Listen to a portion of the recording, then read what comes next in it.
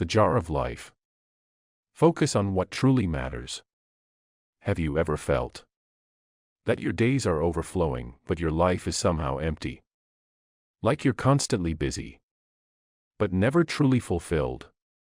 We rush from task to task, chasing deadlines, collecting responsibilities, and ticking boxes, yet something always seems missing.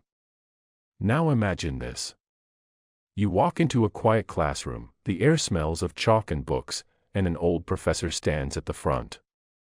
On his desk, he has an empty glass jar, a bag of rocks, some pebbles, a pile of sand, and a steaming cup of coffee. And then, he says just one thing: "This jar is your life."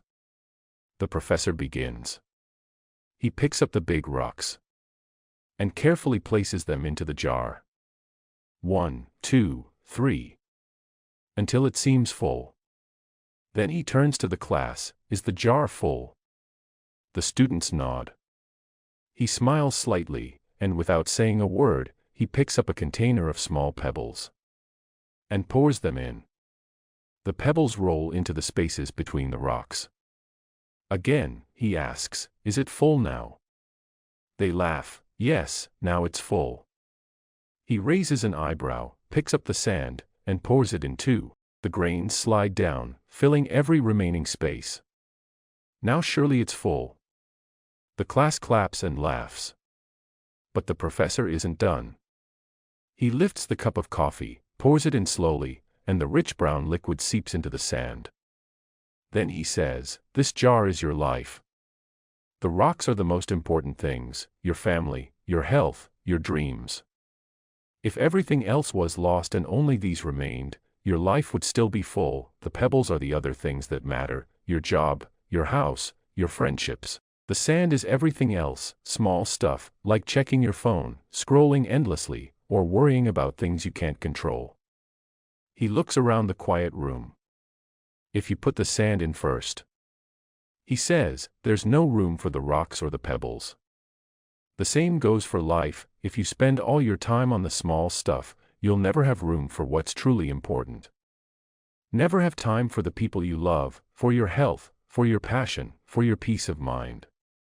He pauses. A long silence fills the room. Then, a hand shoots up.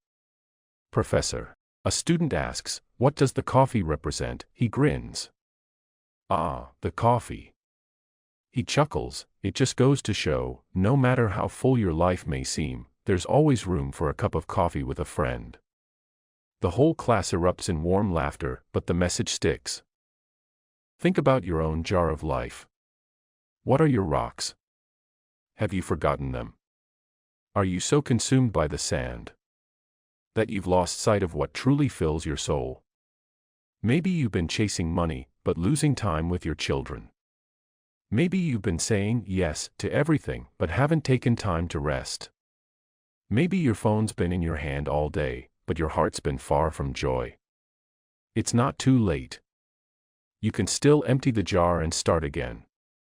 You can choose the rocks first. Call your parents, hug your children, pursue that dream, take care of your health, spend time in nature. Life doesn't ask you to do everything. It asks you to do what matters. And to do it fully. Let me tell you a quick story. There was a man named Daniel. He was a successful executive, a calendar full of meetings, a phone that never stopped ringing, a house with more rooms than he needed. But one day, his daughter asked him, "Daddy, can we go to the park? Just the two of us." He looked at his watch, then at her hopeful eyes, and said, "Maybe next week, sweetie. I'm really busy." Next week never came. Years passed, and the little girl was suddenly a teenager. Distant, quiet, growing up fast. And Daniel realized he had filled his jar with sand. That day, he cleared his schedule, turned off his phone, and took his daughter to the same park she once begged to visit. They sat on the swing set, barely speaking at first, but slowly, the laughter returned. So did the connection. The rock had found its way back into the jar. So here's the question for you, right now. What are the rocks in your life? Have you placed them first, or are you letting the sand take over? You see, we only get one jar. And when it's full, it's full. Don't waste it on things that don't matter in the end. Take a moment. Close your eyes. Breathe. Think about who matters most, what brings you peace, what gives you joy. Then start there. Fill your jar wisely. Choose your rocks carefully. And always, always, make room for a cup of coffee with someone you love. Thank you for watching. If this story touched your heart, don't forget to like, comment, and share it with someone who needs this reminder. Until next time, fill your jar with purpose.